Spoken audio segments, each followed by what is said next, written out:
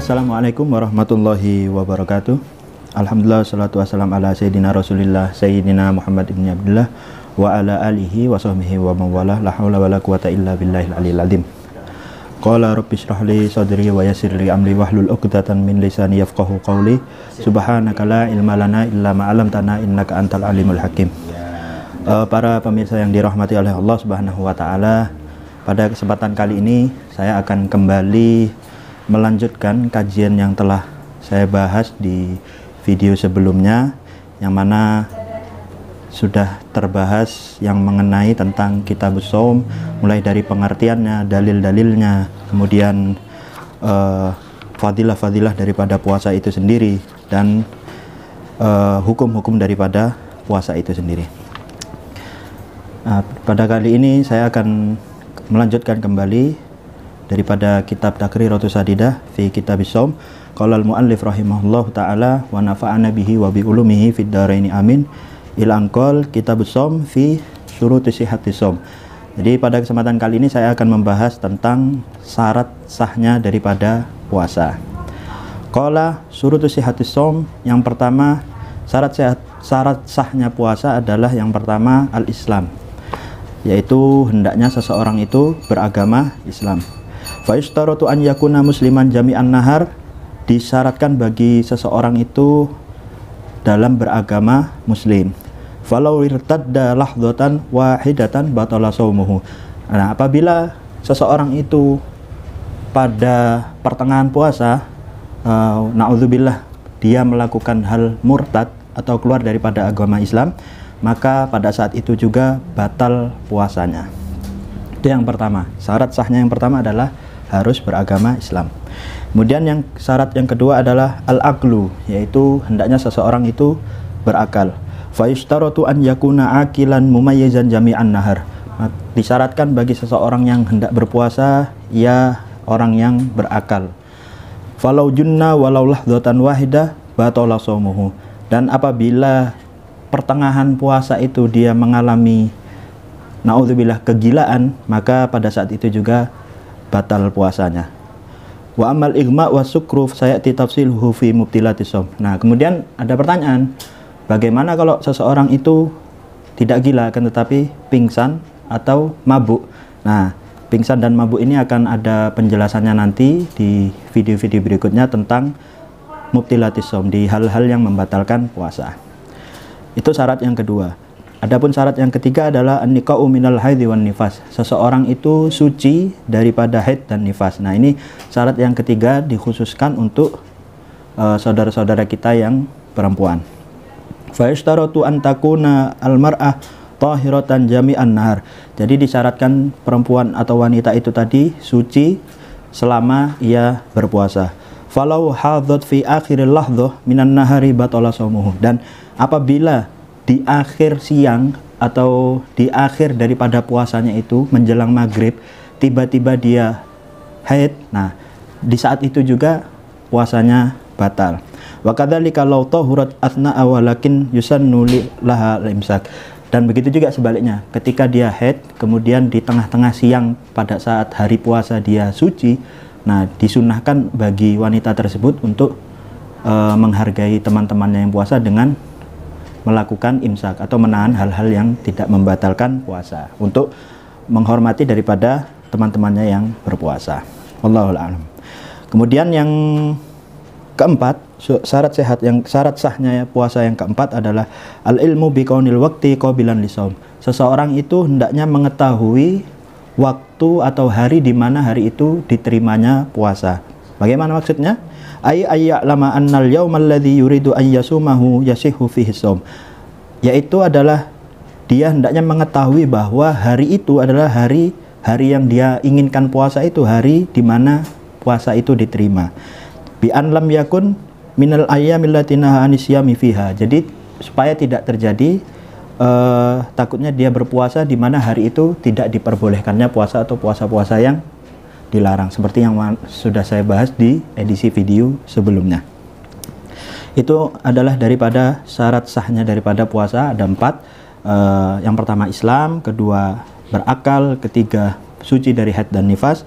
Adapun yang keempat, dia mengetahui bahwa itu adalah hari puasa yang diperbolehkan.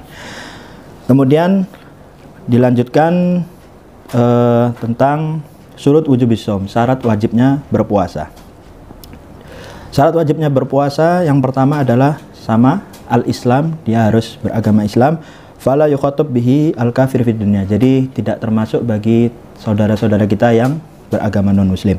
Kemudian wa ammal murtad fayajibu alaihi al-qada idza raja'a ilal Islam taghlidhan alaihi.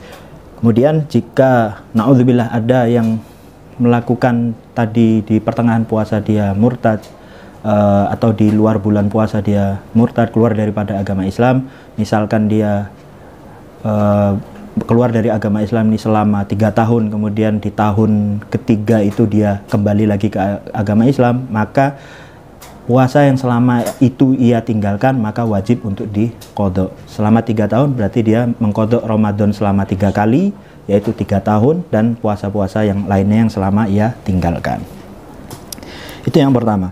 Adapun yang kedua adalah daripada syarat wajibnya puasa, yaitu at-taklif, yaitu hendaknya seseorang itu mukallaf. Ai yakuna balighan akilan, hendaknya ia itu orang yang balik dan berakal. Wa amasobi, kalau anak kecil bagaimana? Wa amasobi fayajibu ala wali amrihi an ya'muru bisaum. Jadi kalau anak kecil yang di bawah umur balik, di bawah usia balik, maka itu kewajiban daripada walinya atau orang tuanya supaya melatihnya ayyamurahu bisaum, memerintahkannya untuk berpuasa lisabi isinin, ketika pada usia 7 tahun. Wa yadribahu idza tarakahu li isrin, dan bisa seorang orang tua bisa lebih mendidik secara tegas lagi, kalau diartikannya bisa memukul si anak tersebut apabila si anak tersebut meninggalkan puasa di usia 10 tahun, ketika si anak tersebut ketika usia 10 tahun sudah dinyatakan mampu untuk berpuasa. Itu syarat wajib yang kedua. Adapun yang ketiga adalah al-itaqah, ay al-qudrah alaihi, yaitu mampu ketika menjalankan puasa. Dan itaqah ini terbagi menjadi dua, yang hissan dan syar'an. Yang hissan adalah fala yajibu ala syekh al-haramil wal marid alladzi la yurja biraihi, yaitu yang pertama al-hissan, tidak diwajibkan bagi orang yang sudah tua yang sakit. Kemudian yang syar'an, tidak diwajibkan juga bagi saudara-saudara kita yang perempuan yang sedang haid dan nifas. Jadi dia mampu, tapi karena dia haid dan nifas maka itu tidak boleh menjalankan puasa. Itu syarat yang ketiga. Syarat wajib yang keempat adalah as-sihah, yaitu sehat. Jadi seseorang itu hendaknya harus sehat. Fala yajibu alal marid, dan tidak diwajibkan untuk orang yang sakit. Akan tapi ada ketentuan tersendiri untuk orang yang sakit, yaitu wadhabitul maradhi mubih lil fitr. Ada ketentuan untuk orang yang sakit, yang dimana dia boleh membatalkan atau tidak berpuasa. Siapa itu? Yaitu walladzi yukhafu minul halak au ta'akhkhuris syifa, yang mana ketika ia berpuasa bisa membahayakan atau membuat sakitnya itu tambah lama atau sembuhnya tambah lama. Jadi untuk orang ini tidak apa-apa tidak berpuasa. Au ziyadatul marid, atau dengan puasa bahkan mungkin bisa bertambah penyakitnya. Nah, ini yang bisa meninggalkan atau tidak melakukan puasa. Itu syarat yang keempat. Kemudian syarat wajib yang kelima adalah al-iqamah, yaitu mukim. Fala yajibu alal musafir alladzi yusafir safaran tawilan, dan tidak diwajibkan orang untuk berpuasa ketika ia sedang melaksanakan atau menjalankan musafir. Alladzi yusafiru safaran tawilan, yang berjalan musafir yang mana ia sedang melakukan perjalanan yang jauh. Dalam kitab ini disebutkan kurang lebih perjalanan 82 km.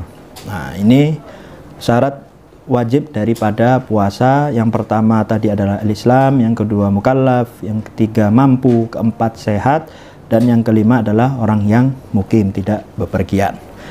Itu adalah syarat wajib daripada puasa. Kemudian yang berikutnya arkanus shaum, rukun-rukun daripada puasa. Nah, ini ada dua. Rukun puasa ini ada dua, disebutkan di dalam kitab Taqriratus Sadidah. Yang pertama adalah an-niyat. Nah, ini jelas. Jadi rukun pertama adalah niat. Sawaun kana fardhan aw naflan. Baik puasa itu puasa wajib maupun puasa yang sunnah. Liqaulil Nabi sallallahu alaihi wasallam, sebagaimana sabda Nabi Muhammad sallallahu alaihi wasallam, innamal a'malu binniyat. Apa sesungguhnya, yang artinya sesungguhnya amal ibadah, amal-amal kalian itu tergantung daripada niatnya. Wa tajibun niyah likulil yaum. Jadi wajib niat puasa untuk setiap harinya. Nah, itu rukun yang pertama adalah niat. Kemudian rukun yang kedua adalah tarkul mufattir, yaitu meninggalkan hal-hal yang membatalkan. Dzakiran mukhtaran ghairu jahil ma'dzur. Fala yubtalu shaumuhu idza aftara nasiyan aw makruhan aw kana jahilan ma'dzuran bi jahlihi. Jadi rukun yang pertama adalah niat, dan rukun yang kedua adalah meninggalkan hal-hal yang membatalkan puasa. Wallahu ta'ala bisawab. Inilah yang bisa saya sampaikan di video saya kali ini. Kurang lebihnya mohon maaf. Insyaallah untuk bab-bab berikutnya bisa melanjutkan di edisi video berikutnya. Kurang lebihnya mohon maaf. Wallahul muwaffiq ila aqwamit thoriq. Wassalamualaikum warahmatullahi wabarakatuh.